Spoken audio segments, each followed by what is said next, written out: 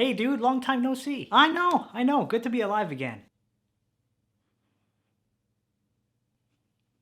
So I have a card trick for you. Oh, nice. Check it out. Take this deck, pick out any 10 cards you'd like, and once you have your 10 cards selected, get rid of the rest of the cards. Okay, I got my 10 cards. Okay, well, why would you do that? You said to get rid of the deck. Yeah, I guess that's on me. Exactly. So shuffle that pile of 10 cards, and when you're done, just take a look at the top card and put it back where it was. And while you do that, I'm just gonna be here with my eyes closed. Let me know when you're done. Okay, I'm all set. Great, now I want you to take any number of cards you want from the top and move them to the bottom one at a time, okay? And it could range anywhere between 1 to a million. But please don't do a million. Okay, what about 293,380? Okay, you know what? Between 1 and 30, that's what we're gonna go with. Fine.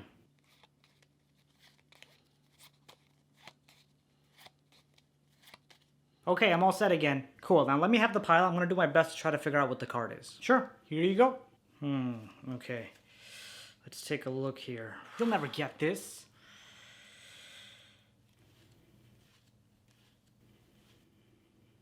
You know what, I think you're right. I want you to take this pile back and move the same number of cards you had moved originally, except add one more. So if you moved 3 cards from the top to the bottom, now just move 4. Yeah, I know how to add 1. Okay, great. I'll be here with my eyes closed, and as soon as you're done, just hand me the pack.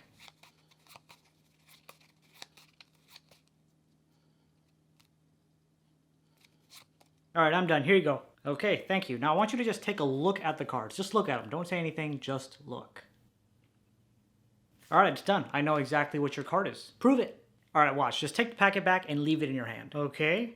Your card was somewhere in the center, correct? Yes. Perfect. Would you be impressed if I could move it to the top? Well, yeah, that would be pretty insane. Well, I can't do that because of gravity. Ah, yes, science. Yes, but do me a favor and now look at the bottom of the pile.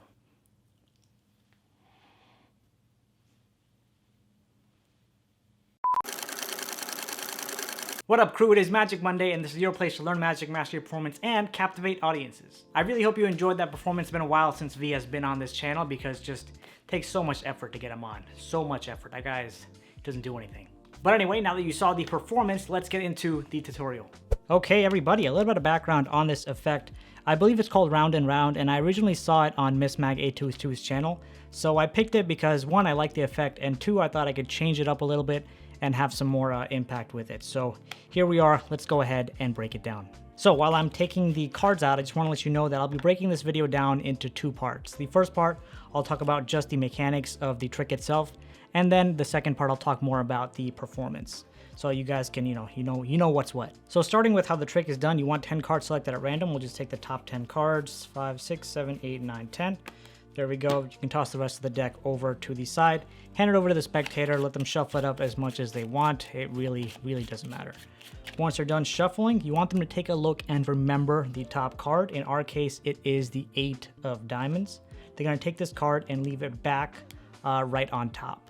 Now you instruct the spectator to move as many cards as they want from the top of the deck to the bottom, except they have to do it 1 card at a time, okay? So, and we'll talk about that real quick. So 8 of diamonds, remember that card. Let's say the spectator wants to move 13 cards, okay? It doesn't have to be between 1 and 10 because we only have 10 cards. It could really be any number. Let's just say 13. So they move 13 cards, 1 at a time. 1, 2,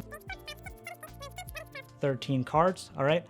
Once this is done, you instruct the spectator to give you back the packet. You take the packet, and what you'll be doing is reversing the order of the cards. So there you go, just reverse. Real quick. Boom, nothing much to it. Remember, your card is the 8 of diamonds, I believe, yep. All right, once you're done reversing the order, you're gonna split this packet in half, so half and half. Take this half, put it behind, all right? So this half is in the front when the cards are face up. Take these 5 cards, put it behind. And now, of course, you're not doing this straight up in front of the spectator. You're gonna have a bit of patter built in, which I'll talk about later.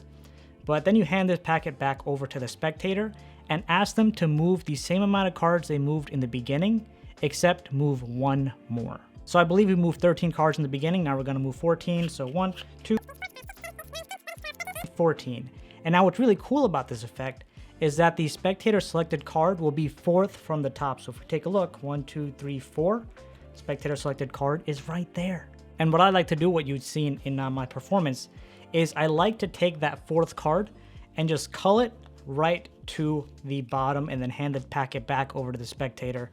And then eventually, as you saw, they do the reveal themselves. They see their card was moved to the bottom. All right, now that we talked about the technicalities of the move, this is the most important part, the performance. Without the performance, the technique means nothing for most card tricks. So what I like to do ideally is hand the deck over to the spectator to start, have them shuffle it up, and then select out any 10 cards. So they can pick 10 cards completely at random from the deck. How many is that? I don't know. All right, yep, just have to make sure we have 10 cards. So now the spectator is already holding this packet. They can shuffle it again if they'd like, but they just shuffled up the deck, so it really doesn't matter.